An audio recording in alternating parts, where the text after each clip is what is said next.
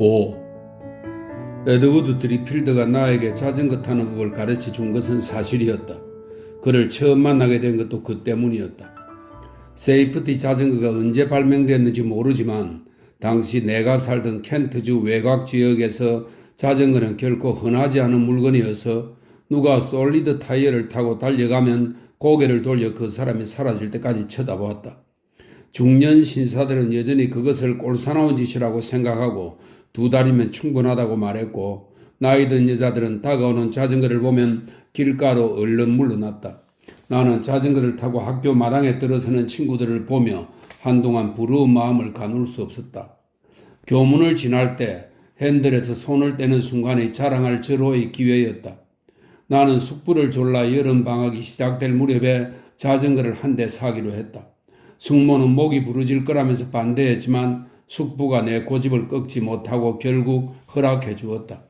물론 자전거 살 돈은 내가 낼 것이라는 사실이 더 크게 작용하긴 했지만 나는 방학 전에 자전거를 주문했고 며칠 뒤 배달부가 특켄베리에서 자전거를 가져왔다. 나는 혼자 자전거 타는 법을 터득하리라 결심했다. 학교 친구들은 30분 만에 타는 법을 익혔다고 했다. 하지만 시도하고 또 시도한 끝에 나라는 아이는 보기 드문 머저리라는 결론에 도달했고 자존심을 굽히고 정원사에게 자전거를 붙잡아 달라고 부탁까지 하면서 오전 내내 연습했지만 첫날에는 시작할 때와 다를 바 없이 혼자서는 자전거를 탈 수 없었다. 이튿날 나는 목사관의 마찻길이 연습을 하기에 너무 휘어진 것 같아 자전거를 끌고 멀지 않은 도로로 나갔다. 바닥이 완전히 고르고 똑바로 뻗은 데다 대단히 한적한 길이라 바보짓을 해도 구경거리가 될 일은 없을 것 같았다. 나는 몇 번 올라타려고 시도했으나 번번이 넘어졌다. 정간이가 페달에 끓겨 까졌고 몹시 덥고 짜증도 났다. 그렇게 1시간쯤 흐르자 하나님은 내게 자전거를 허락하지 않으실 모양이다 하는 생각이 슬슬 들었지만 기필코 타고야 말리라 마음을 다잡았다. 그런데 웬걸 두 사람이 자전거를 타고 이 인적 없는 길을 따라 다가오고 있는 것이 보였다. 나는 재빨리 자전거를 길가에 대고는 말뚝 울타리에 걸터 앉았고 자전거를 타다가 막 거기 앉아 광대한 바다를 보며 생각에 잠긴 것처럼 태연히 바다를 바라보았다. 두 사람이 나를 향해 다가왔지만 나는 그들에게 눈길을 주지 않고 멍하니 딴 곳을 쳐다보았다. 그러나 느낌으로 그들이 가까이 오는 것을 알 수 있었다. 곁눈질로 흘끔거리니 남자와 여자였다. 그들이 나를 지나는 순간 느닷없이 여자가 길가에 내 쪽으로 획 꺾어지며 나를 들이받고는 땅바닥에 쓰러졌다. 어머 미안해, 그녀가 말했다. 널 봤을 때부터 꼭 넘어질 것 같더라니. 더 이상 무관심을 가장하기는 불가능한 상황이어서 나는 새빨개진 얼굴로 괜찮다고 말했다. 남자는 여자가 넘어졌을 때 자전거에서 내린 상태였다. 다치지 않았니? 남자가 물었다. 아니요. 그제야 나는 그 남자가 에드워드 드리필드인 것을 알아보았다. 며칠 전 부목사와 함께 걸어가는 것을 보았던 그 작가였다. 자전거 타는 법을 배우는 중이야. 그의 동생이 말했다. 그런데 길에서 뭘 보기만 하면 자꾸 넘어지지 뭐니? 너 목사님 조카 맞지? 드리필드가 말했다. 저번에 봤어. 갤러웨이한테 너가 누구인지 들었다. 이 사람은 내 아내야. 여자는 묘하게 소탈한 몸짓으로 손을 내밀고는 내가 그 손을 잡자 따스하고 다정하게 내 손을 꼭 쥐었다. 그녀는 입술과 눈으로 미소를 지었는데 경황이 없는 중에도 그녀의 미소 안에서 특별히 발랄한 빛을 감지할 수 있었다. 혼란스러웠다. 나는 모르는 사람들 앞에서 부끄러움을 많이 탔기 때문에 여자의 생김새를 자세히 파악할 겨를이 없었다. 그저 큰 금발 여자라는 것만 간신히 인식했을 뿐이다. 당시 알아챘는지 아니면 나중에 기억이 났는지 모르지만 그때 그녀는 긴 파란색 서지 치마에다 앞판과 깃에 풀을 먹인 분홍색 셔츠 차림이었고 숱이 많은 금발 머리 위에 당시 흔히들 보트라고 부르던 밀짚 모자를 쓰고 있었다. 자전거 참 재밌어 그치? 그녀는 말뚝 울타리에 세워진 나의 새 자전거를 쳐다보며 말했다. 잘 타면 정말 신날 텐데. 나는 내 실력에 감탄하는 말인 줄 알고 대답했다. 연습하면 다 된다던데요? 난 이번이 3번째 연습이야. 드리필드 씨는 내 실력이 쑥쑥 늘고 있다지만 나 자신이 너무 한심해서 내 머리를 쥐어받고 싶다니까. 넌 자전거 타기까지 얼마나 걸렸니? 나는 두피까지 빨개져서는 창피한 말을 겨우 끌어냈다. 못 타요. 내가 말했다. 이 자전거는 산지 얼마 안 됐고 오늘이 연습 첫날이에요. 나는 조금 꾸며 말하기는 했지만 어제 집 정원에서 연습한 것만 빼고 필요에 의한 거짓말을 조금 가미해 비교적 양심에 따라 말했다. 원하면 내가 가르쳐 줄 수 있어. 드리필드가 특유의 쾌활한 어조로 말했다. 해보자. 오, 아니에요. 내가 말했다. 그럴 수는 없어요. 왜 안 돼? 그의 아내가 물었다. 그녀의 파란 눈은 여전히 상냥한 미소를 짓고 있었다. 드리필드 씨가 그러고 싶다잖아. 덕분에 나도 좀 쉬자. 드리필드가 내 자전거를 붙잡았다. 나는 망설였지만 그의 다정한 강권을 물리칠 수 없어서 쭈뼛거리며 자전거에 올라탔다. 나는 좌우로 흔들렸지만 그가 힘센 손으로 나를 잡아주었다. 더 빨리, 그가 말했다. 나는 페달을 밟았다. 내가 이리저리 휘청거리는 동안 그는 나랑 같이 달렸다. 그가 애를 썼는데도 나는 결국 넘어졌다. 우리 둘 다 열이 후끈 올랐다. 목사의 조카가 울프 양의 관리인 아들에게 보여야 할 냉랭한 태도를 도저히 유지하기 힘든 상황이었다. 내가 다시 출발해 30-40m쯤 혼자 짜릿하게 달리자 드리필드 부인이 길 한가운데로 달려나와 옆구리를 양손으로 짚더니 소리쳤다. 달려 달려 우리 편 이겨라. 나는 웃음이 제대로 터져서 나의 사회적 위치를 까맣게 잊고 말았다. 나는 의기양양한 성취감에 취했을 얼굴로 자전거를 멈추고 자전거에서 내렸고 첫날 치고 잘 타는 것이라는 드리필드의 칭찬을 쑥스러워하지 않고 받아들였다. 나도 혼자 탈 수 있는지 해볼래? 드리필드 부인이 말했다.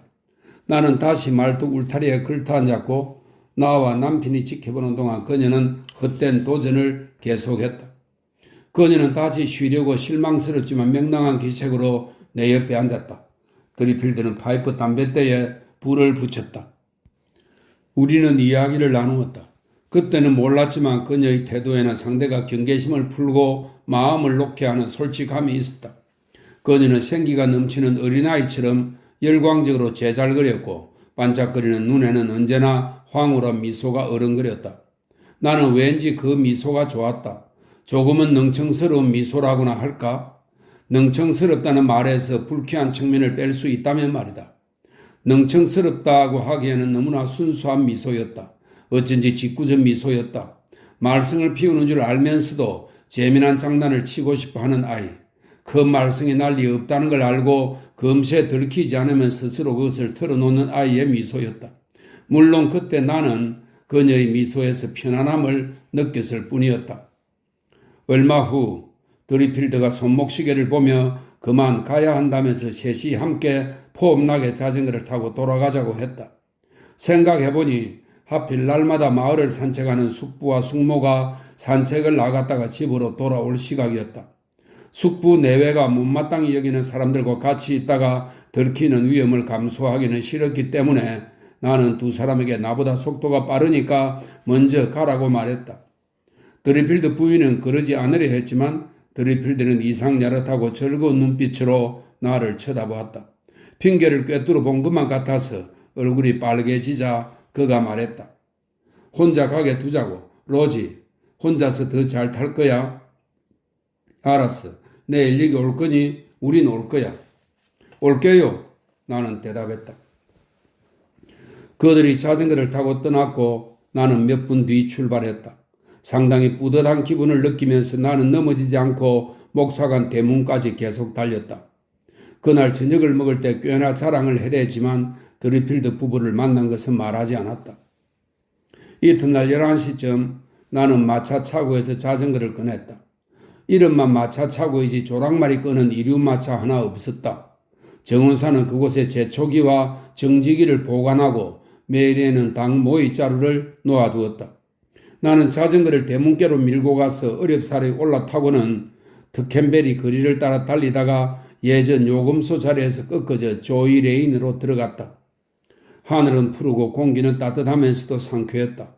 말 그대로 열기가 짱짱하게 피어올랐다. 햇살은 거침없는 기세로 하얀 도로에 곧장 충돌했다가 고무공처럼 튀어올랐다. 나는 자전거를 타고 이리저리 돌아다니며 드리필드 부부를 기다렸다. 얼마 뒤 그들이 오는 것이 보였다. 나는 손을 흔들어 보이고는 방향을 돌렸다. 우리는 함께 페달을 밟았다. 드리필드 부인과 나는 실력이 늘었다면서 서로를 칭찬했다. 우리는 맹렬히 달렸다. 핸들을 죽으라 붙들어야 했지만 기분이 정말 좋았다. 드리필드는 자신감이 붙으면 다 함께 자전거를 타고 이 지역 곳곳을 돌아다니자고 했다. 이 근방 황동 기념표의 탁본을 한두 개 떠볼까 해. 나는 그가 무슨 말을 하는지 알지 못했지만 그는 설명하지 않았다. 두고 보면 알아. 그가 말했다. 내일 22km쯤 달릴 수 있겠니? 갈 때 11km, 올 때 11km. 할 수 있을 거예요. 내가 말했다. 너가 쓸 종이랑 밀랍을 가져올 테니 너도 탁본을 떠봐. 하지만 가고 싶으면 먼저 숙부에게 허락을 받는 게 좋겠다. 안 그래도 되는데요? 그래도 받는 게 좋을걸?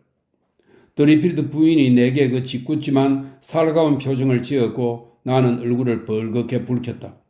숙부에게 물어봤자 안 된다고 할 게 뻔했다. 차라리 아무 말도 하지 않는 편이 나았다. 그런데 같이 자전거를 타고 가는 중에 의사의 이리움 마차가 이쪽으로 다가오는 것이 보였다.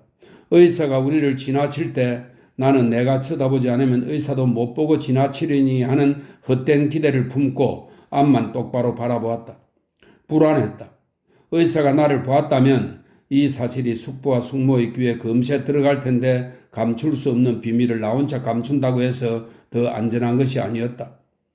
목사가 문 앞에서 헤어질 때 드리필드는 다음날 같이 갈 수 있다면 되도록 일찍 오라고 말했다. 우리가 어디 사는지 알지? 회중교회 바로 옆이야. 집 이름은 라임 코티지. 나는 저녁 식사 자리에 앉았을 때 우연히 드리필드 부부를 마주쳤다는 이야기를 자연스럽게 꺼낼 기회를 노렸지만 그 소식은 이미 블랙스트블에 파다했다. 오늘 아침에 같이 자전거를 탄 사람들 누구니? 숙모가 물었다. 시내에서 의사 양반 앤스티 씨를 만났는데 그분이 널 봤다고 하시더라. 드리필드 부부요. 나는 아무렇지 않게 말했다. 아시잖아요. 그 작가 갤러웨이 씨가 안다는 사람들. 평판이 형편없는 사람들이다. 숙부가 말했다. 그들과 어울리지 않았으면 좋겠구나. 왜 안 되는데요? 내가 물었다. 그 이유를 너한테 말할 필요는 없지. 이유는 내가 탐탁지 않게 여긴다는 것으로 충분해. 그 사람들과는 대체 어떻게 알게 된 거니? 숙모가 물었다. 그냥 자전거를 타고 있는데 그들도 자전거를 타고 있었고 나한테 같이 자전거를 타지 않겠느냐고 물었어요. 나는 사실을 살짝 비틀어 말했다. 하여간 나대기는 숙부가 말했다. 나는 기분이 상하기 시작했다. 그래서 내 딴에 어깃장을 놓느라고 사족을 못 쓰는 라즈베리 타르트가 디저트로 나왔는데도 손을 대지 않았다. 숙모가 몸이 좋지 않느냐고 물었다. 아니요. 나는 최대한 토라진 투로 말했다. 아주 건강해요. 조금만 먹어봐. 숙모가 말했다. 배 안 고파요. 내가 대꾸했다. 숙모를 봐서라도. 아주 배가 불렀구나. 숙부가 말했다. 나는 숙부에게 부르퉁한 표정을 지었다. 작은 조각 하나만요. 내가 말했다. 숙모는 내게 큼직한 조각을 하나 주었고 나는 짐짓 정말 싫은 일을 굳은 의무감에 의해 억지로 하는 사람처럼 그것을 먹었다. 맛있는 라즈베리 타르트였다. 메리앤이 만든 타르트와 파이는 입에서 살살 녹았다. 하지만 숙모가 더 먹겠냐고 물었을 때 나는 딱 잘라 거절했다. 숙모는 더 권하지 않았다. 숙부가 식후 감사기도를 올렸고 나는 잔뜩 부하가 난 상태에서 응접실로 갔다. 하인들이 저녁 식사를 마쳤을 시각에 나는 부엌으로 갔다. 에밀리는 뒷방에서 은그릇을 닦고 있었고 메리앤은 설거지를 하는 중이었다. 대체 드리필드 부부가 뭘 잘못한 거야? 나는 메리앤에게 물었다. 메리앤은 18살 때 목사관에 왔다. 어린 나를 목욕시켰고 필요하면 자두잼에 가루 설탕을 뿌려주었고 학교에 갈 때 책가방을 싸주었고 아플 때는 병 간호를 해주었고 심심할 때는 책을 읽어주었고 말썽을 부리면 꾸짖기도 했다. 하녀인 에밀리는 철부지 덜렁이라 메리앤은 에밀리가 나를 돌보았으면 내가 어떻게 되었을지 알 수 없다고 했다. 메리앤은 블랙스트블 토박이었다. 런던에는 가본 적이 없었고 특캔베리도 기껏해야 서너 번 간 것이 전부였다. 병 한 번 앓은 적 없었고 휴가를 간 적도 없었다. 1년치 봉급은 12파운드였다. 일주일에 하루 저녁은 목상안에 빨래를 해주는 어머니를 만나러 시내로 내려갔고 일요일 저녁에는 교회에 갔다. 하지만 블랙스터블의 사정을 훤히 꿰고 있었고 모르는 사람이 없었다. 누가 누구와 결혼했었는지, 누구의 아버지가 무엇 때문에 죽었는지, 어느 여자가 자식이 몇 명이 있고 그 아이들 이름은 각각 무엇인지. 내가 묻자 메리애는 젖은 행주를 설거지통에 탁 내던졌다. 숙부님 탓 아니에요. 그녀가 말했다. 도련님이 내 조카는 아니지만 나라도 그런 사람들과 어울리게 가만두지 않았을 거예요. 도련님한테 자전거를 같이 타자고 했다니 원.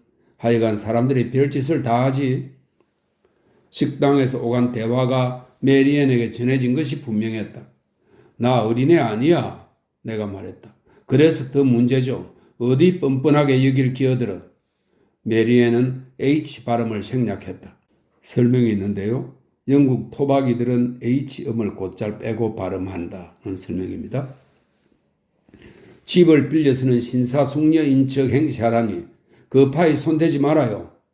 부엌 탁자에 라즈베리 타르트가 있어서 나는 손가락으로 부스러기를 하나 집어 입에 넣었다. 그거 우리 저녁 끼니라고요? 하나 더 먹고 싶었으면 아까 먹지 왜 안 먹었어요? 하여간 테드 드리필드는 무엇 하나 끝까지 하는 게 없어. 그래도 교육 하나는 잘 받았죠. 어머니만 딱하지 뭐야. 그 남자는 태어날 때부터 그렇게 어머니 속을 썩이더니 그도 모자라 로지 게인이랑 결혼을 하고 말이에요. 어머니는 아들한테 그 이야기를 듣고는 그대로 침대로 가서 3주를 누워 아무하고도 말을 안 했대요. 드리필드 부인이 결혼 전에 로지 게인이었어? 누구네 게인을 말하는 거야? 게인은 블랙스터블에서 가장 흔한 성씨였다. 교회 묘지에 그들의 무덤이 절비했다. 도련님은 모를 거예요. 조사이어 게인 영감이 아버지예요. 제 멋대로 여기는 그 아버지도 마찬가지예요. 군에 지원했다가 나무 의족을 달고 돌아왔죠. 그림을 그리러 돌아다녔지만 일은 안 하고 판판 놀 때가 태반이었어요. 라이 레인의 우리 집 옆에 살던 사람이에요. 나랑 로지는 주일학교를 같이 다닌 사이고요. 하지만 그 여자는 메리처럼 늙지 않았던데 나는 아직 어려서 말을 가리지 못했다. 그 여자도 30 넘었어요. 메리애는 몸이 작고 들창코에다 이가 썩었지만 혈색이 좋았는데 아마 그때 35살은 넘지 않았을 것이다. 로지가 아무리 아닌 척해도 나보다 어려봤자 4, 5살이에요. 한껏 꾸미고 다녀서 몰라볼 정도라고 그러더라고요. 그 여자가 술집에서 일했다는 거 사실이야? 내가 물었다. 사실이죠. 레일웨이 암스에 있다가 하브샴의 프린스 오브 웨일스 패더스에 있었죠. 레일웨이 암스의 리버스 부인이 그 여자를 데려다 바 직원으로 썼는데 골치 아픈 일이 생겨서 쫓아낼 수밖에 없었죠. 레일웨이 암스는 런던 챕튼 앤드 도버 레일웨이역 건너편의 대단히 수수하고 작은 펍이었고 음산하면서도 흥겨운 분위기가 돌았다. 겨울밤 그곳을 지나다 보면 유리창 너머로 안에 늘어져 있는 남자들이 보였다. 목사인 숙부는 그곳을 눈의 가시처럼 여겨 오랫동안 영업 허가를 취소시키려고 가전 노력을 기울였다. 철도역 짐꾼과 광부, 농장 일꾼들이 그곳을 찾았다. 블랙스터블의 점잖은 주민들은 그곳에 발걸음을 하지 않았고 흑맥주를 한 잔 걸치고 싶을 때는 베어 앤드 키나 듀크 오브 켄트로 갔다. 왜? 그 여자가 무슨 짓을 했길래? 나는 눈이 동그래져서 물었다. 무슨 짓을 했냐고요? 메리앤이 말했다. 내가 도련님에게 이런 이야기 한 걸 주인어른이 알면 뭐라고 하실까? 거기 들러 술 한 잔 걸친 남자치고 그 여자랑 놀아나지 않은 사람이 없어요. 그 여자는 누구든 상대를 가리지 않았어요. 누구랑 오래 사귀지를 못하고 이 남자 저 남자 갈아치웠다니까요. 아주 가관이었다고 하대요. 그러던 와중에 조지 경이란 얽히게 된 거죠. 워낙 고급스러운 사람이 좋아할 만한 곳은 아니었지만 어느 날 기차가 연착되는 바람에 우연히 들어갔다가 로지를 본 거죠. 이후 거기서 죽치고 지내면서 거친 평민들과 어울렸는데 물론 모두들 그 사람이 거기 있는 이유를 알고 있었어요. 아내랑 자식이 셋이나 딸린 남자가 에휴 그 아내가 어찌나 불쌍하던지 소문이 났고 결국 리브스 부인도 더 이상 못 견디겠다면서 로지에게 봉급을 주고 짐 싸서 내보내는 거예요. 내가 말했어요. 그 못된 쓰레기 잘 쫓아냈다고. 나는 조지 경을 잘 알고 있었다. 이름은 조지 캠프였고 경이라는 말은 배포가 워낙 커서 붙은 별명이었다. 그는 이구장 석탄 상인이었다. 부동산 업에도 손을 댔고 석탄선 한두 척의 지분을 가지고 있었다. 자기 땅에 지은 새 벽돌집에 살면서 자기 마차를 몰았다. 그는 뾰족한 턱수염을 기른 두실두실한 남자였다. 발그레한 혈색에 파란 눈은 부리부리했다. 돌이켜보면 옛날 네덜란드 그림에 흔히 보이는 붉은 얼굴의 유쾌한 상인과 흡사했다. 복장은 언제나 화려하게 거지없었다. 큼직한 단추가 달린 짧은 연갈색 외투와 옆으로 비스듬히 쓴 갈색 중삼모 차림의 그가 단축구멍에 장미를 꽂은 채 마차를 타고 시내 한복판을 달리는 것을 보면 누구든 다시 쳐다보지 않을 수 없었다. 일요일에는 반질반질한 실크헤트와 프로코트 차림으로 교회에 왔다. 교구위원 자리를 노린다는 것은 모두가 아는 사실이었다. 정력적인 조지경이라면 유능한 교구위원이 될 것이 분명했지만 숙부는 내가 죽기 전에는 어림없다 라고 말했고 조지경이 항의 차원에서 회중교회를 1년이나 나가는데도 고집을 꺾지 않았다. 시내에서 조지경을 마주치면 아른 채도 하지 않았다. 둘 사이에 화해 분위기가 조성되어 조지경이 다시 교구교회에 나오게 되었지만 숙부는 조지경을 교구위원 15에 임명했을 뿐 그 이상은 양보하지 않았다. 신사계층 사람들은 조지경을 천박하게 여겼다. 내 생각에도 조지경이 허영심이 많고 허풍이 쎄했다는 것은 의심할 여지가 없다. 사람들은 그의 우렁찬 목소리와 요란한 웃음소리를 불평했고 행동거지도 형편없다고 생각했다. 그가 길거리에서 누구와 이야기라도 나누면 말소리가 하나하나 다 들렸다. 게다가 지나치게 다정했다. 사람들한테 이야기할 때면 마치 상인이 아닌 양 이야기를 했다. 사람들은 그가 너무 극성맞다고 말했다.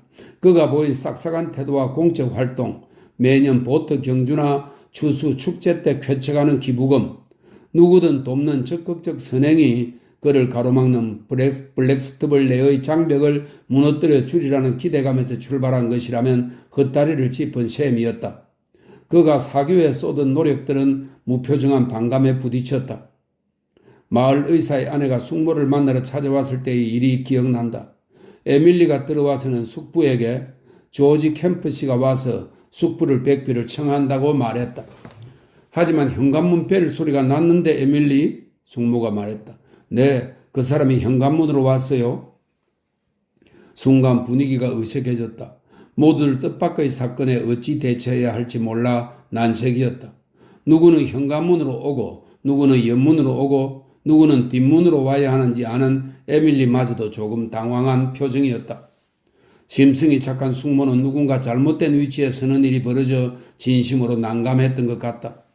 하지만 의사의 아내는 기가 차다는 듯 살짝 콧방귀를 뀌었다. 마침내 숙부가 정신을 차리고 마음을 다잡았다. 내 서재로 안내해 에밀리, 숙부가 말했다. 차를 마시는 대로 가볼 테니까. 하지만 조지경은 변함없이 활기차고 화려하고 떠들썩하고 극성스러웠다. 그는 마을이 죽었다면서 자기가 마을을 깨우겠다고 호언장담했다. 철도회사를 움직여 관광열차를 운행하도록 하겠다고 했다. 우리 마을도 막 게이트처럼 되지 말란 법이 없다고. 왜 우리는 시장을 가지면 안 되는가? 펀페이에도 시장이 있지 않은가? 본인이 시장이 되고 싶은 게지? 블랙스톱을 사람들은 말했다. 그들은 입을 꾹 다물었다. 자만하다가 큰 코 다치지? 숙부는 말을 물가로 데려갈 수는 있어도 말에게 물을 먹이지는 못한다고 말했다. 모두들 그렇듯 나도 조지경을 조롱하고 깔보았던 것을 덧붙여 둔다. 그가 거리에서 나를 붙잡아 세우고 내 이름을 불러대면서 우리 사이에 신분의 차이가 없는 양 이야기할 때면 화가 났다. 그는 내게 아들들이 나랑 같은 또래라면서 같이 크리스켓을 해보라는 말도 했다. 하지만 그의 아들들은 하브시암의 중학교에 다녔고 당연히 나는 그 아이들과 아무런 관련이 없었다. 메리앤의 이야기는 충격적이면서도 흥미진진했지만 도무지 믿기지가 않았다. 소설을 너무 읽은 데다 사랑을 알기에는 학교 공부가 너무 많아서 사랑이란 그저 젊은 사람들이나 하는 것으로 막연히 알고 있었는데 턱수염이 난 데다 내 또래의 아들들을 둔 남자가 그런 감정을 느낄 수 있다니 상상조차 못한 일이었다. 그런 것은 결혼하면 끝나는 게 아니던가. 30이 넘은 사람들이 사랑을 한다니 속이 좀 울렁거렸다. 그래도 두 사람이 실제로 뭘 한 건 아니지? 나는 메리앤에게 물었다. 듣자하니 그 로지 게인이라는 여자는 하지 않은 게 거의 없던 모양이던데? 그리고 상대는 조지 경만이 아니었어요. 그런데 왜 그 여자는 아이가 안 생겼지? 내가 읽은 소설에서는 예쁜 여자가 어리석은 짓에 휩쓸리면 반드시 아기를 낳았다. 원인이 되는 장면은 애매모호하게 설명되었고 가끔은 숨긴 표로 암시되었지만 그 결과는 불가피했다. 처신을 잘 했다기보다 운이 좋았다고 봐야죠. 메리에는 그렇게 말하고는 퍼뜩 정신을 차리고 바쁘게 접시를 닦던 손길을 멈추었다. 우리 도련님이 필요 이상으로 많은 걸 아네? 당연히 알지. 나는 그드름을 피우며 말했다. 참나, 나도 이제 다 컸어. 왜 이래? 하나 확실한 건요. 메리앤이 말했다. 리버스 부인이 여자를 해고하니까 조지 킹이 그 여자를 하버샴에 있는 프린스 오브 웨일즈 패드스에 취직시켜 줬고 날마다 마차를 몰고 거기 나타났다는 거예요. 거기 맥주 맛이랑 여기 맥주 맛이 뭐가 다르겠어요? 그럼 테드 드리필드는 왜 그 여자랑 결혼한 거야? 내가 물었다. 나야 모르죠. 메리앤이 말했다. 그이는 패드스에서 그 여자를 만났어요. 결혼하겠다는 여자가 없었나 보죠 뭐. 얌전한 여자치고 누가 그 남자와 결혼하려 했겠어요? 그 여자에 대해 알고 있었을까? 그건 당사자에게 물어봐야죠. 나는 입을 다물었다. 모든 것이 의문투성이었다. 요새 그 여자 신수가 어떻던가요? 메리앤이 물었다. 결혼식 때 보고는 쭉 못 보았거든요. 난 렐웨이 암스에서 벌어진 이야기를 듣고 나서는 아예 말도 붙이지 않아요. 괜찮아 보였어. 나는 말했다. 그 여자한테 나를 기억하는지 한번 물어봐요. 뭐라고 대답할지 궁금하네. 6. 나는 드리필드 부부와 다음날 오전에 외출하기로 사실상 마음을 굳힌 상태였다. 숙부에게 물어봐야 허락할 리 없었다. 나중에 숙부가 알게 되어 야단이 난다고 해도 할 수 없는 마음이었고 테드 드리필드가 숙부의 허락을 받았는지 물으면 받았다고 말할 생각이었다. 하지만 거짓말은 할 필요가 없게 되었다. 그날 오후 밀물일 때 나는 해수욕을 하러 해변으로 내려갔고 시내에 볼일 있던 숙부가 얼마간 나와 같이 걸어갔다. 막 베어앤드 키를 지나는데 안에서 테드 드리필드가 나왔다. 그는 우리를 보고 숙부에게 곧장 다가왔다. 나는 그의 침착한 태도에 놀라고 말았다. 안녕하세요 목사님. 그가 말했다. 저를 기억하시는지 모르겠네요. 어릴 때 성가대에서 노래한 적이 있습니다. 테드 드리필드라고 합니다. 제 부친은 올프 양의 관리인이었고요. 숙부는 대단히 소심한 남자였고 그 말에 당황했다.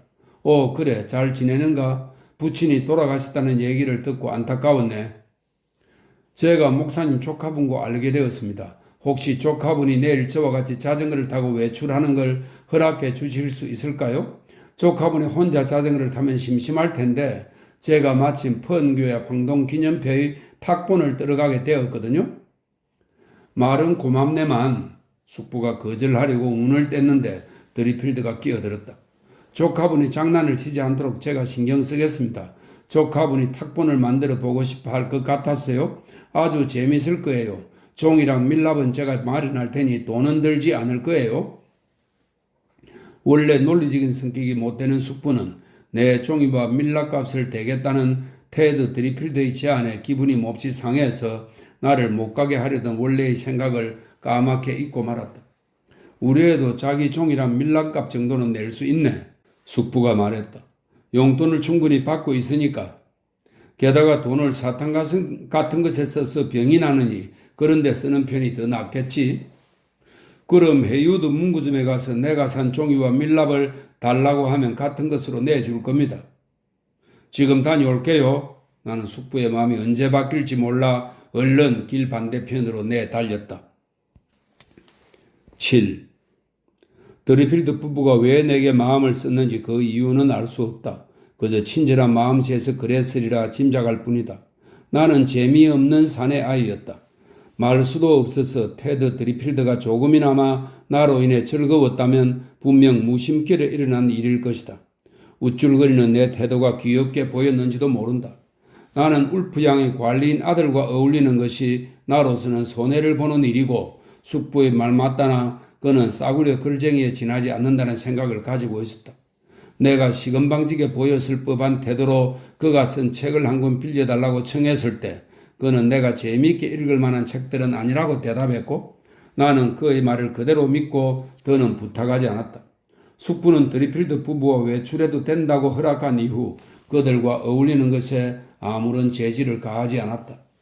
우리는 가끔씩 배를 타기도 하고 가끔은 경치 좋은 곳을 찾아갔다. 거기서 드리필드는 수채화를 조금 그리기도 했다. 지금보다 날씨가 더 좋았던 시절이어서 그랬는지 아니면 단순히 청춘의 환상이었는지 모르지만 그해 여름에는 화창한 날씨가 계속 이어졌다. 나는 높낮이가 있고 풍요롭고 우아한 전원 풍경에 묘한 애정을 느끼기 시작했다.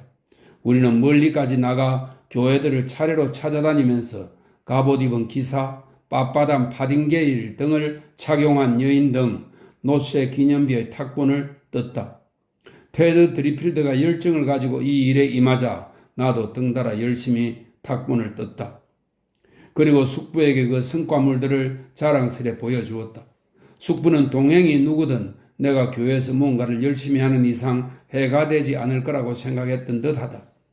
우리가 작업을 하는 동안 드리필드 부인은 교회 마당에 남아 책을 읽지도 자수를 놓지도 않고 그저 멍하니 있었다. 아무것도 안 하고 하염없이 그냥 있어도 지루하지 않은 모양이었다. 가끔 나는 밖에 나가서 잠시 그녀와 풀밭에 앉아 있기도 했다. 우리는 나의 학교 생활과 학교 친구들, 선생님들, 블랙스터블 사람들, 그리고 되는 대로 아무 것이나 이야기했다. 나는 그녀가 나를 어셴든 군이라고 부르는 것이 좋았다. 나를 그렇게 부른 사람은 그녀가 처음이었고 어른 대접을 받는 기분이었다. 나는 사람들이 나를 윌리 도련님이라고 부르면 왈칵 성질이 났다. 누구든 우스꽝스럽게 만들어버리는 호칭 같았다. 사실 내 이름도 탐탁지가 않아서 무엇이 내게 더 어울릴까 생각하며 많은 시간을 보냈다. 로드릭 레이븐스워스가 마음에 쏙 들어서 종이에 몇 장씩 휘갈겨 멋지게 서명을 하는 연습을 하기도 했다. 루도빅 몽고메리도 나쁘지 않았다. 나는 메리앤이 드리필드 부인에 대해 들려준 이야기를 잊을 수가 없었다. 이론상으로는 결혼한 사람들이 뭘 하는지 알았고 노골적인 언어로 그것을 표현할 수 있었지만 사실상 아무것도 모르고 있었다. 그것이 역겨운 짓처럼 생각되어서 도무지 믿기지가 않았다. 지구가 둥글다는 인식은 하지만 평평하다고 아는 셈이었다. 드리필드 부인은 소탈하기 그지없고 웃음소리가 아주 시원시원하며 행동거지에 젊고 천진한 면이 있었기 때문에 나는 그녀가 뱃사람들과 놀아났다는 것을 믿기 어려웠다. 더군다나 다른 사람도 아니고 그 너글너글하고 끔찍한 조직형이라니. 그녀는 내가 소설에서 읽은 사악한 여자들과 전혀 달랐다. 물론 품행이 반듯한 맛은 없었다. 말할 때 블랙스터블 억양이 강했고 때때로 H 발음을 탈락시켰다. 가끔은 어법도 엉망진창이었지만 나로서는 도저히 좋아하지 않을 수 없는 여자였다. 결국 나는 메리앤이 터무니없는 거짓말을 했다고 결론 지었다. 어느 날 나는 우연히 그녀에게 메리앤이 우리 집 요리사라는 말을 하게 되었다. 예전에 메리앤이 라이레인에서 부인의 옆집에 살았다던데요. 나는 드리필드 부인에게서 모르는 여자라는 말이 나올 것을 기대하며 덧붙였다.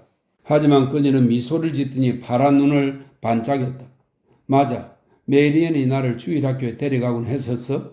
나를 조용하게 하는 희한한 재주가 있었지. 목사관에 일하러 다닌다는 얘기는 들었는데 아직도 거기 있을 줄이야? 언제 만났는지 까마득하네. 다시 만나서 옛날 이야기라도 나누고 싶다.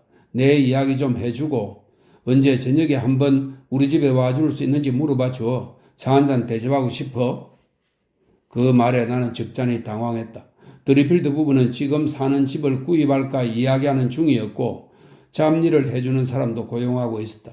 그런 그들이 메리앤을 초대해 차를 마신다는 것은 가당찮은 일이었고 내가 보기에는 상당히 어색한 상황이었다. 그들은 해도 될 일과 해서는 안 될 일에 대한 인식이 아예 없어 보였다. 나라면 절대 거론하지 않을 일들을 지나간 과거사처럼 이야기하는 그들의 태도는 끊임없이 나를 민망하게 만들었다. 그때 내가 실제보다 더 부유하고 화려하게 보이도록 꾸미는 사람들의 틈바구니에서 산 것일 수도 있지만 돌이켜보면 당시 사람들은 가식이 가득한 삶을 살았던 것 같다. 이들은 체면이라는 가면을 쓰고 살았다. 셔츠 바람으로 다리를 탁자 위에 올려놓는 꼴은 절대 남에게 보이지 않았다. 여자들은 화려한 드레스를 입었고 한껏 치장하기 전에는 모습을 드러내지 않았다.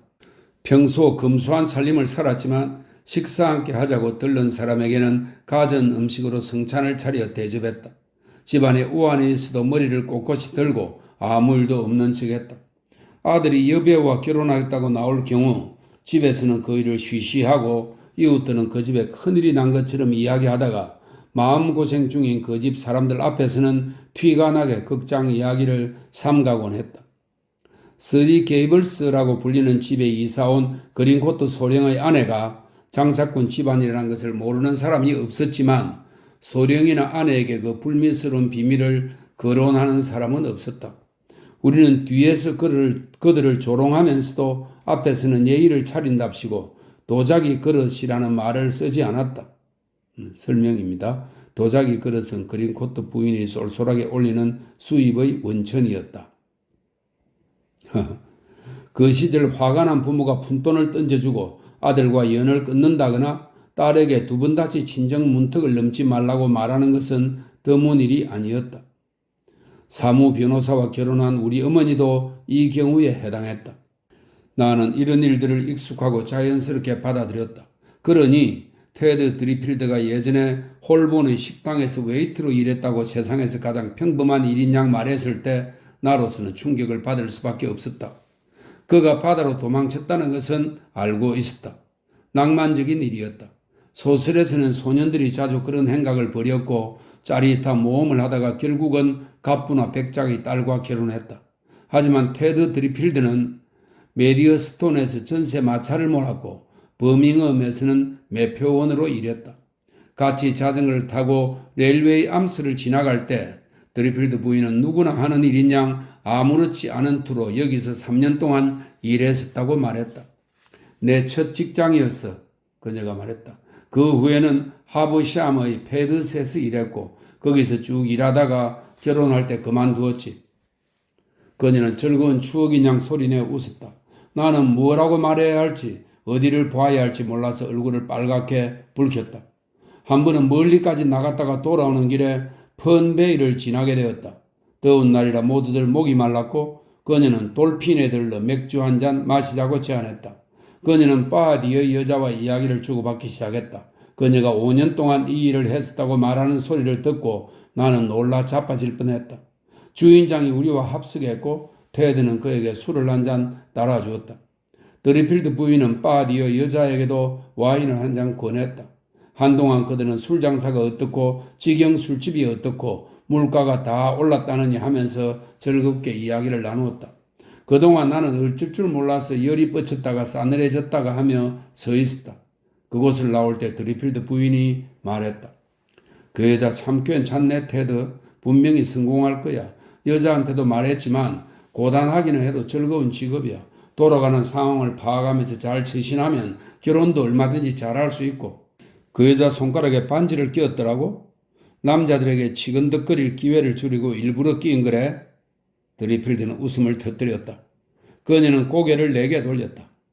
나 예전에 술집 여급으로 일했었어. 물론 그렇게 계속 살 수야 없지. 미래를 생각해야 하니까. 하지만 그보다 더 펄쩍 뛸 일이 나를 기다리고 있었다. 9월이 중반을 지나고 여름 방학이 끝나갈 무렵이었다. 내 머릿속은 드리필드 부부의 생각으로 가득했지만 집에서는 숙부 때문에 그들 이야기를 마음껏 할 수가 없었다. 온종일 너희 친구들 이야기를 꾸역꾸역 듣고 싶지는 않구나. 숙부가 말했다. 더 바람직한 화제도 많잖니. 한데 테드 드리필드는 이 교구 태생이고 너랑은 날마다 만나다시피 하니 가끔은 교회에 얼굴을 비칠 만도 하잖아. 어느 날 나는 드리필드에게 말했다. 숙부님은 아저씨가 교회에 나오기를 바라시나 봐요? 알았어. 다음 일요일 저녁에 교회에 가자로 오지. 그러지 뭐. 그녀가 말했다. 나는 메리앤에게 드리필드 부부가 올 거라고 말해두었다. 그날 나는 대지주들 바로 뒷자리 목사 가족석에 앉아 있었고 뒤를 돌아볼 수 없었지만 통로 반대편 사람들의 행동으로 미루어 드리필드 부부가 왔다는 것을 알 수 있었다. 이튿날 나는 틈이 나자마자 메리앤에게 그들을 보았냐고 물었다. 보았지요? 메리앤이 퉁명스럽게 말했다. 예배 끝나고 이야기 나눈 거야? 내가요? 그녀는 벌컥 화를 냈다. 부엌에서 나가요. 왜 하루 종일 따라다니면서 귀찮게 굴고 그래요? 그렇게 도련님이 자꾸 거치적거리면 나들은 어떻게 일을 하려는 거예요? 알았어. 내가 말했다. 짜증내지 마. 도련님이 그런 인간들과 어울려 사방팔방 돌아다니는데도 숙부님은 왜 그냥 두시는지 도대체 모르겠어. 그 여자 모자에 주렁주렁 달린 꽃들이나니 무슨 염치로 얼굴을 띄미는 건지 원. 이제 가봐요. 나 바쁘다니까. 나는 메리앤이 왜 이렇게 발끈하는지 알 수 없었다. 이후 다시는 드리필드 부인의 이야기를 꺼내지 않았다. 그런데 2, 3일 후 나는 무얼 가지러 부엌에 들렀다. 목사관에는 부엌이 2개 있었다.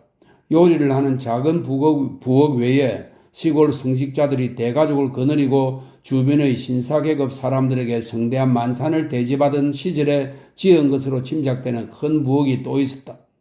메리앤은 일이 끝나면 여기 앉아 바느질을 했다. 우리는 8시에 저녁으로 찬 음식을 먹었기 때문에 메리앤은 티타임 후에는 할 일이 별로 없었다. 7시가 다 된 시각이었고 날은 어둑어둑 저물고 있었다. 에밀리가 외출하는 날이었기 때문에 메리앤 혼자 있겠거니 생각했는데 복도를 지날 때 목소리에 웃음소리가 들렸다. 누가 메리앤을 찾아온 것 같았다. 램프 불이 켜져 있었지만 두툼한 초록색 전등갓 때문에 부엌 안은 너무 침침했다. 탁자 위에 차 주전자와 찻잔들이 보였다. 메리앤은 늦은 시각에 친구와 차를 마시는 중이었다. 내가 문을 열자 대화를 나누던 말소리가 끊기더니 목소리가 들려왔다. 안녕? 나는 메리앤의 친구가 드리필드 부인인 것을 보고 깜짝 놀랐다. 메리앤은 내가 놀라자 살짝 웃음을 터뜨렸다. 로지 게인이 나랑 차를 마시러 잠깐 들렸어요. 메리앤이 말했다. 옛날 이야기를 나누던 참이에요.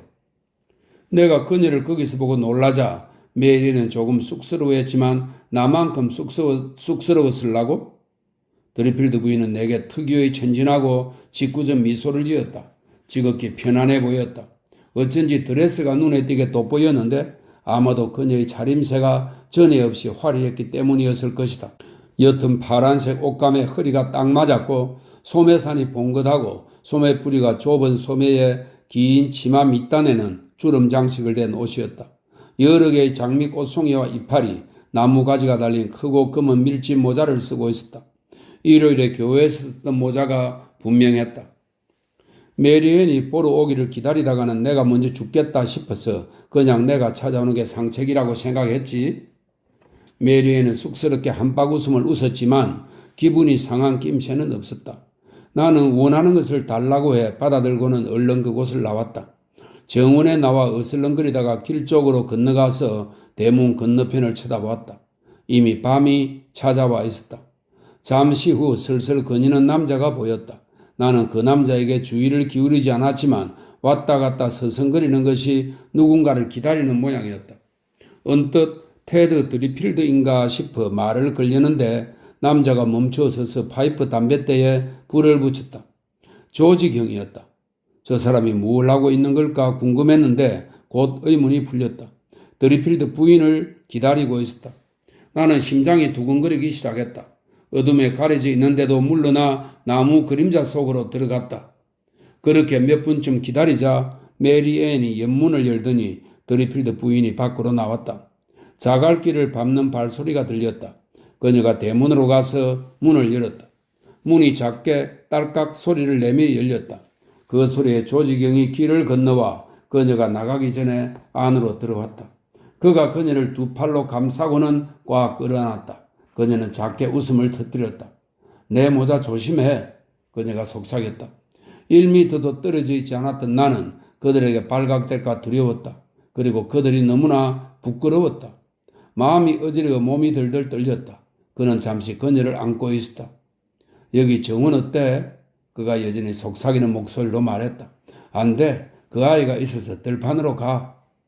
그들은 대문 밖으로 나갔고 그가 팔로 그녀의 허리를 감싸 안고서 밤 저편으로 사라졌다. 나는 심장이 어찌나 거세게 날뛰는지 숨이 잘 쉬어지지 않았다. 너무나 놀라운 장면을 목격한 터라 제대로 생각을 할 수가 없었다. 누구에게든 털어놓을 수만 있다면 무슨 짓이라도 할 것 같았지만 혼자 간직해야 할 비밀이었다. 그 막중한 느낌이 짜릿한 전율을 불러일으켰다. 나는 천천히 집으로 걸어가서 옆문으로 들어갔다. 메리앤이 문소리를 듣고 나를 불렀다. 윌리 도련님이에요? 나는 부관을 쳐다보았다. 메리앤은 식당으로 내려갈 저녁 밥을 쟁반에 담는 중이었다. 로지 케인이 찾아온 건 숙부님께 말씀드리지 않을게요. 그녀가 말했다. 아, 그래야지. 얼마나 놀랐는지. 옆문을 두드리는 소리가 나서 문을 열어보니 로지가 거기 서 있지 뭐예요. 아주 기절할 뻔했어요. 메리앤 하고는 정신없이 내 얼굴에 마구 입을 맞추지 뭐예요. 들어오라고 할 수밖에 없었고 안에 들어와서는 차 한잔 하라고 말할 수밖에요. 메리앤은 변명을 하느라 열심이었다. 드리필드 부인에 대해 그렇게 말해놓고 둘이 같이 앉아 수다를 떨면서 웃는 모습을 보였으니 내가 이상하게 생각해도 무리는 아니었다. 하지만 나는 승리를 자축할 기분이 아니었다. 그리 나쁜 여자는 아니야, 그치? 내가 말했다. 메리앤은 미소를 지었다. 비록 검고 벌레 먹은 치아였지만 그녀의 미소는 귀엽고 뭉클한 면이 있었다. 뭐라 꼬집어 말할 수는 없지만 좋아하지 않고는 배기를 수 없는 여자예요. 여기 1시간은 좋게 있었는데 단 한순간도 잘난 척을 하지 않네요.